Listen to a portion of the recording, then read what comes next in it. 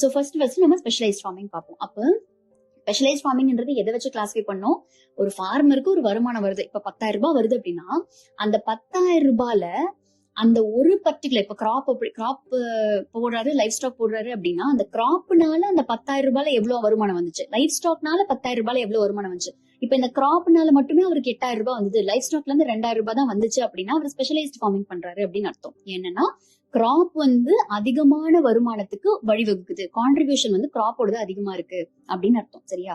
So specialised ஃபார்மிங்ல என்ன சொல்றோம் அப்படின்னா major enterprise contribute more than 50% of total farm income. இப்போ மொத்தம் 10,000 ரூபாய், அதுல 50% அப்படின்னு பாத்தீங்கன்னா 5,000 ரூபாய். 5,000 ரூபாய்க்கு மேல ஒரு காம்பனன்ட் கான்ட்ரிபியூட் பண்ணுதுனாலே அவங்க ஸ்பெஷலைஸ்ட் ஃபார்மிங்கா ஃபாலோ பண்றாங்க அப்படின்னு அர்த்தம். அப்ப கிராப் நமக்கு 8,000 ரூபாய் கான்ட்ரிபியூட் பண்ணுது, ஆனா லைஃப் ஸ்டாக் 2,000 ரூபாய் தான் கான்ட்ரிபியூட் பண்ணுது. சோ அவங்க ஸ்பெஷலைஸ்ட் ஃபார்மிங்ல இருக்காங்க.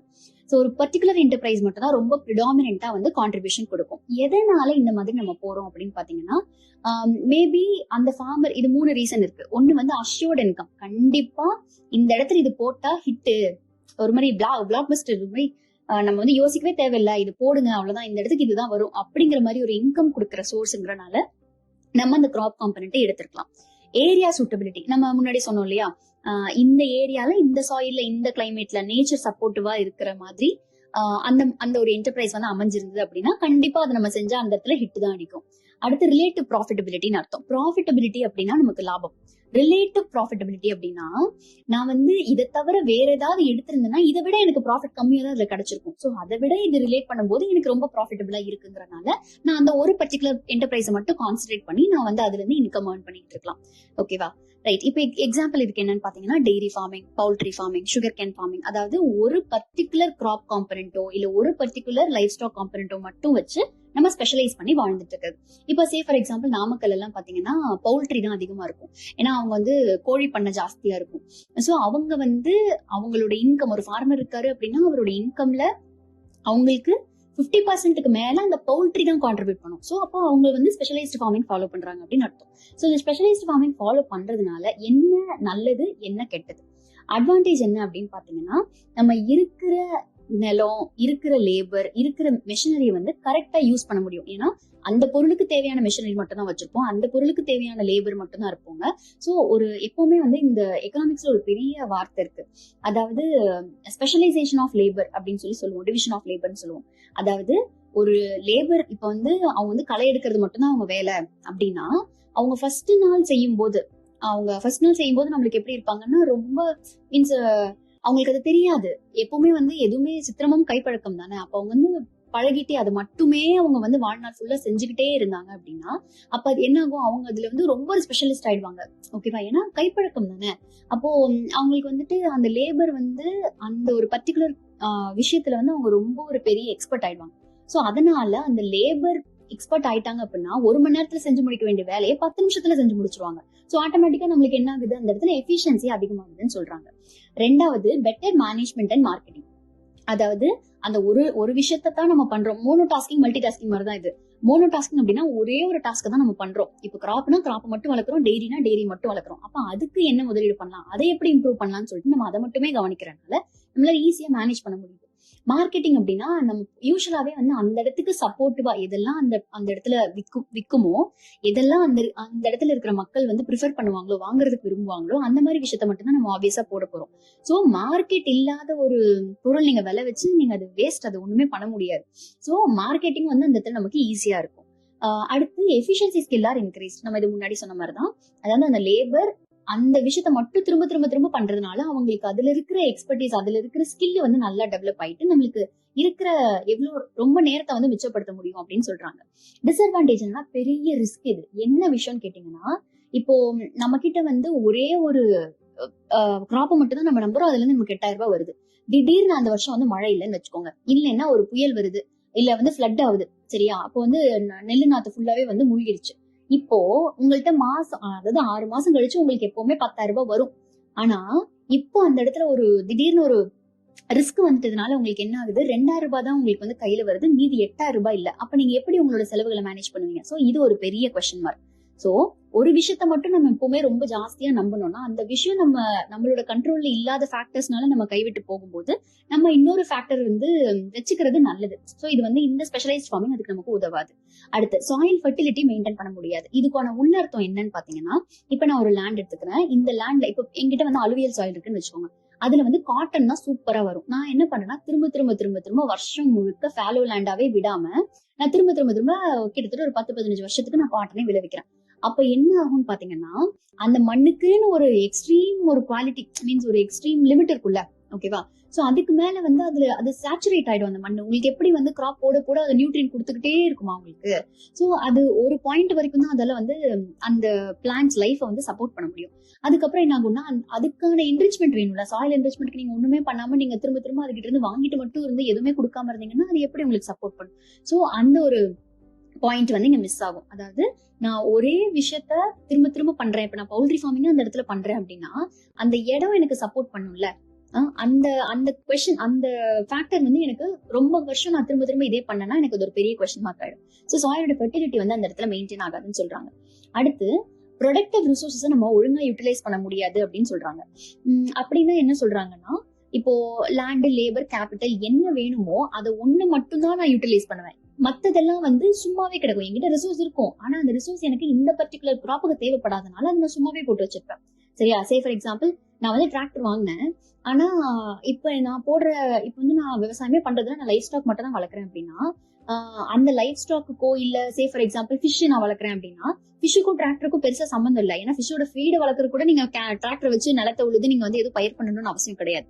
சோ இந்த டைம்ல நீங்க ஃபிஷ்ல இருந்தே நீங்க வந்து ஸ்பெஷலைஸ்டா வந்து 50% மேல இன்கம் எடுத்துட்டு இருக்கீங்க அப்படின்னா நீங்க டிராக்டர் வாங்கி வச்சு என்ன பிரயோஜனம்? சோ அந்த ரிசோர்ஸ் வந்து நமக்கு அன்யூட்டிலைஸ்டா போகுது இல்லையா? சோ இதெல்லாம் டிஸ்அட்வான்டேஜ் அப்படின்னு சொல்லி பாக்குறாங்க. இதுதான் வந்து ஸ்பெஷலைஸ்ட் ஃபார்மிங். ஸ்பெஷலிஸ்ட் அப்படின்னா எக்ஸ்பர்ட். அந்த ஒரு விஷயத்துல இருந்து மட்டும் நம்ம 50%க்கு அதிகமான இன்கம் வந்து ஏர்ன் பண்ணிக்கிட்டு இருக்கோம் அப்படின்னு அர்த்தம். இதுக்கு அப்படியே ஆப்போசிட்டானது தான் வந்து டைவர்சிஃபைடு ஃபார்மிங்னு சொல்லுவோம். டைவர்சிஃபைனா என்ன? பரப்புறது, அதாவது ரிஸ்க் வந்து ஸ்ப்ரெட் பண்றது. அப்போ அந்த ஸ்பெஷலைஸ்ட் எதெல்லாம் வந்து நம்ம டிஸ்அட்வான்டேஜ் சொல்லுமோ அதெல்லாம் டைவர்சிஃபைடோட அட்வான்டேஜா இருக்கும். ரைட்டா? சோ டைவர்சிஃபைட் ஃபார்மிங் இன்னொரு பேர் வந்து ஜெனரல் ஃபார்மிங் அப்படின்னு நம்ம சொல்லலாம். இப்போ இந்த டைவர்சிஃபைட் ஃபார்மிங்ல வந்து என்ன சொல்றாங்க அப்படின்னா, அங்க எப்படி நம்ம 50%க்கு அதிகமான வருமானம் ஒரு பர்டிகுலர் என்டர்பிரைஸ்ல இருந்து வந்துச்சோ இங்க அப்படி இருக்கவே இருக்காது. நிறைய என்டர்பிரைஸ் இருக்கும். சைமல்டேனியஸா அந்த என்டர்பிரைஸ் வந்து நம்ம எடுத்துக்கிட்டே இருப்போம். இப்போ ஒரு பக்கம் கிராப் விலையும், ஒரு பக்கம் வந்து ஆடு வளரும், ஒரு பக்கம் மாடு இருக்கும், ஒரு பக்கம் ஃபிஷரி இருக்கும். சோ இந்த மாதிரி வந்து அதே கிராப் காம்பனண்டே வந்து ஆனுவல் கிராப்பும் போட்டிருப்போம், பெரினியல் கிராப்பும் போட்டிருப்போம், மரங்களும் போட்டிருப்போம், அக்ரோ ஃபாரஸ்ட்ரி ட்ரீஸ் போட்டிருப்போம். எல்லாம் சைமல்டேனியஸா நடந்துட்டு இருக்கும். சோ உங்களுக்கு ஒரு காம்பனண்ட்ல விட்டு போனாலும் இன்னொரு காம்பனண்ட்ல இன்கம் வந்துடும். சரியா? சோ இதுதான் இதுல இருக்கிற பெரிய advantage. So crop, livestock, fishery இந்த மாதிரி எத்தனை வேணாலும் நம்ம எடுத்துக்கலாம். ஓகே, இதோட அட்வான்டேஜ் என்ன, டிஸ்அட்வான்டேஜ் என்ன? இதுல யூஸ் ஆஃப் ரிசோர்சஸ் வந்து நம்ம பெட்டர் ஆகும். ஏன்னா ஒரு விஷயத்துக்கும் ஒரு தேவை இருக்கும். அப்ப நம்ம கிட்ட இருக்கு எதுவுமே ஐடியலா சும்மா இருக்கப்படாது. ஓகேவா? எல்லாமே வந்து ஏதாவது ஒரு விஷயத்துக்கு வந்து யூஸ் ஆகிட்டே இருக்கும்.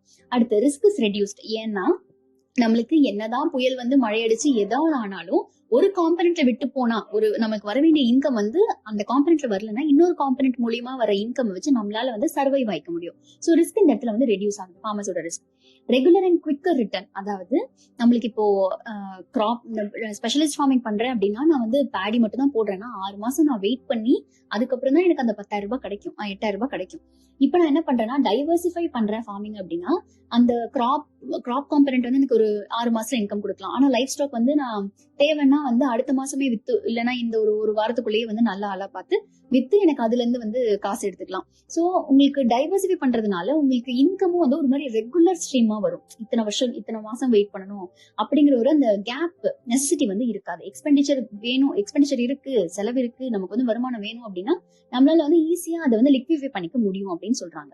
அடுத்து டிஸ்அட்வான்டேஜ் என்ன அப்படின்னு பாத்தீங்கன்னா, மார்க்கெட்டிங் இஸ் இன்சஃபிஷியன்ட். ஏன்னா நம்ம ஒரு பொருளை பார்க்கல, ஒரு என்டர்பிரைஸை கவனிக்கல, நிறைய மல்டிபிள் என்டர்பிரைசஸ் கவனிக்கிறனால நம்ம இதை வந்து தள்ளிவிட்டா போதும் அப்படின்ற மாதிரி கூட சம்டைம்ஸ் வந்து நம்ம வித்துட்டா போதும், நம்ம கிட்ட இருந்துகிட்டே இருக்கு அப்படின்ட்டு கூட சில நேரம் வந்து டெசிஷன் எடுக்க வேண்டிய அவசியம் வரும்.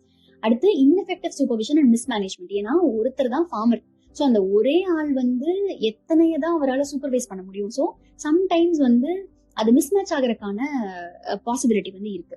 அடுத்து better equipping of the farm is not possible. ஏன் இது இம்பாசிபிள் அப்படின்னா, நம்ம எப்படி வந்து பெட்டர் யூஸ் ஆஃப் ரிசோர்சஸ் என்ற பாயிண்ட் பார்த்தோம், அதே பாயிண்ட்ல தான் இந்த டிஸ்அட்வான்டேஜ் வரும். என்னன்னு பாத்தீங்கன்னா, இப்போ நான் வந்து கிராப் வச்சிருக்கேன், கிராப்புக்கு எனக்கு டிராக்டர் வேணும்.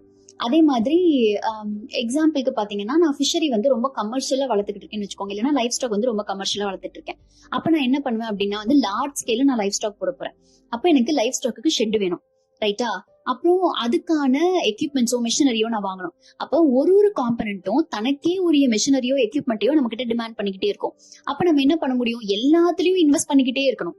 அப்ப அது எப்படி பண்ண முடியும்? என்னதான் ஒரு ஃபார்மர் இருந்தாலும் அவரால் வந்து ஒரு பர்டிகுலர் காம்பனண்ட்டை மேனேஜ் பண்றதே ரொம்ப பெரிய விஷயம். அதுக்கு தேவையானது கொடுக்கறதே பெரிய விஷயம். இப்போ எல்லா காம்பனண்ட்டும் தனக்கு தேவையானதை பீரியாடிக்கலா கேட்டுக்கிட்டே இருக்கும். அப்ப நீங்க என்ன பண்ணணும்னா எல்லாத்துக்கும் கொடுத்துக்கிட்டே இருக்கணும். சோ இது ஒரு பெரிய டிஸ்அட்வான்டேஜ் டைவர்சிஃபைட் ஃபார்மிங்ல, ரைட்? இப்போ அடுத்து நம்ம பார்க்க போறது மிக்ஸ்டு ஃபார்மிங். மிக்ஸ்டு ஃபார்மிங்னா என்ன அப்படின்னா, இந்த ஸ்பெஷலைஸ்ட் ஃபார்மிங், டைவர்சிஃபைட் ஃபார்மிங் ரெண்டு எக்ஸ்ட்ரீம். அதாவது நான் ஒண்ணு மட்டும்தான் வச்சு வந்து வளர்ப்பேன் அப்படிங்கிறது ஸ்பெஷலைஸ்ட் ஃபார்மிங். நான் ஒண்ணு வச்சுக்க மாட்டேன், நிறைய வச்சு வளர்ப்பேன் அப்படிங்கிறது டைவர்சிஃபைட் ஃபார்மிங். இந்த ரெண்டுக்கும் நடுவுல இருக்கிறதா மிக்ஸ்டு ஃபார்மிங். இப்போ மிக்ஸ்டு ஃபார்மிங்ல என்ன இருக்கும் அப்படின்னா, combination of two or more than two independent agricultural enterprises on the same farm. ஒரே ஃபார்ம்ல ரெண்டுக்கும் அதிகமான, ஒண்ணுன்னு போயிடுச்சுன்னா அது ஸ்பெஷலைஸ்ட் ஃபார்மிங், பல விஷயம் அப்படின்னு போயிடுச்சுன்னா அது டைவர்சிஃபைட் ஃபார்மிங். அப்போ நம்ம ரெண்டுக்கும் அதிகமான என்டர்பிரைசஸ் சேர்த்து வளர்க்கறதா மிக்ஸ்டு ஃபார்மிங்னு சொல்றோம். இதுல ரொம்ப முக்கியமான விஷயம் என்ன அப்படின்னா, இதுல லைஃப் ஸ்டாக் செக்டார்ல இருந்து நம்மளுக்கு கிடைக்கிற இன்கம், லைஃப் ஸ்டாக்னா நம்ம இந்த ஆடு மாடு கோழிலாம் இருக்கு இல்லையா, சோ இதுல இருந்து கிடைக்கிற இன்கம் வந்து 10%ல இருந்து 49%க்குள்ள இருக்கணும் எப்பவுமே.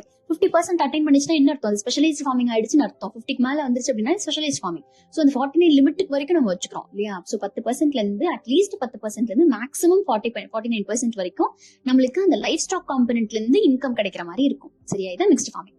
இப்போ மிக்ஸ்டு ஃபார்மிங்ல என்ன அட்வான்டேஜ் டிஸ்அட்வான்டேஜ் அப்படின்னா, இதுலயும் நம்ம லேண்ட், லேபர், எக்யூப்மெண்ட் எல்லாத்தையும் நல்லபடியா யூஸ் பண்ண முடியும். அந்த வர்ற பை ப்ராடக்ட், அதாவது ஒண்ணுலோட அவுட்புட், நம்ம சொல்ல ஃபார்மிங் சிஸ்டத்துல சொன்னோம் இல்லையா, அந்த மாதிரி இது ஆக்சுவலா நம்ம படிக்கிறது டைப் ஆஃப் ஃபார்மிங் தான். பட் இதுல அந்த மீனிங்ஃபுல்லா அப்படி வருது. ஒரு விஷயத்துல இருந்து கிடைக்கிற வேஸ்ட் வந்து இன்னொரு விஷயத்துக்கு நம்ம யூஸ் பண்ணிக்கலாம், இன்னொன்னத்தோட இன்புட்டா நம்ம யூஸ் பண்ணிக்கலாம்.